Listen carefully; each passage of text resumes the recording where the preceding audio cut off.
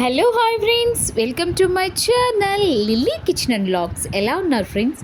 Today నేను మీకు simple recipe and easy recipe and తక్కువ క్వాంటిటీలో మీరు బిర్యానీ ఎలా చేసుకోవాలో చూపించేస్తాను. కుక్కర్లో చేసేస్తున్నాను, ఒకసారి చూసేసేయండి. నా వీడియో కనుక మీరు ఫస్ట్ టైం చూసినట్లయితే ప్లీజ్ లైక్ చేసి షేర్ చేసి సబ్స్క్రైబ్ చేయండి. లేట్ చేయకుండా వీడియోలోకి వెళ్ళిపోదాం.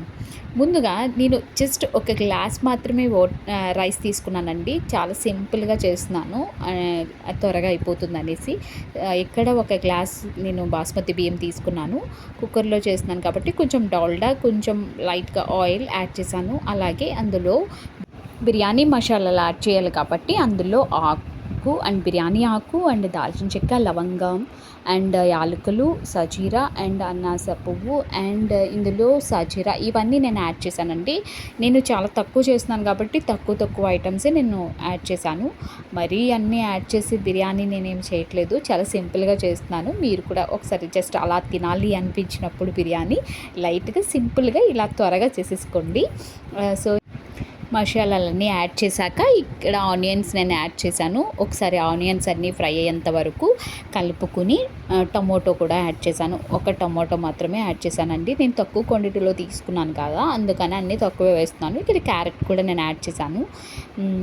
ఇక్కడ క్యారెట్ కూడా యాడ్ చేశాక ఒకసారి కలుపుకొని కలర్ మారేంత వరకు మనం ఒకసారి కలుపుకోవాలి. నేను అల్లం వెల్లుల్లి పేస్ట్ కూడా యాడ్ చేశాను. అలాగే కొంచెం ధనియాల పొడి యాడ్ చేశాను.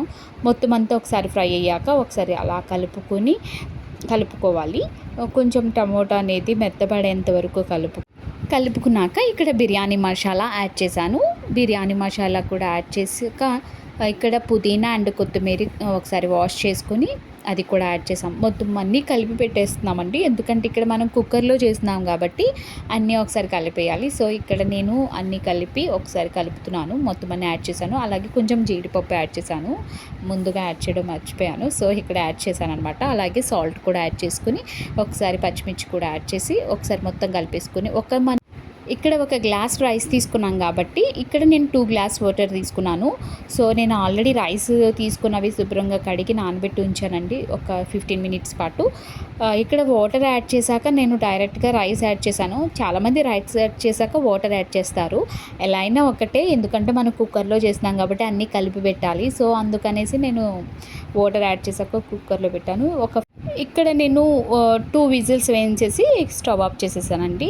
ఇక ఫైనల్గా బిర్యానీ అనేది ఇలా ప్రిపేర్ అయింది.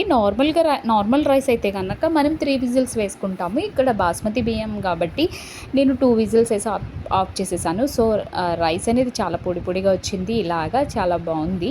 ఎప్పుడైనా మనకి బిర్యానీ తినాలి అన్నప్పుడు ఇలా సింపుల్గా ప్రిపేర్ చేసేసుకోండి, చాలా బాగుంటుంది. అండ్ నా వీడియో కనుక మీకు నచ్చినట్లయితే ప్లీజ్ లైక్ చేసి షేర్ చేసి సబ్స్క్రైబ్ చేయండి. అలాగే పక్కనే బెల్ ఐకాన్ ఉంటుంది, దాన్ని ట్యాప్ చేయడం మాత్రం అస్సలు మర్చిపోకండి. Thank you for watching. Bye.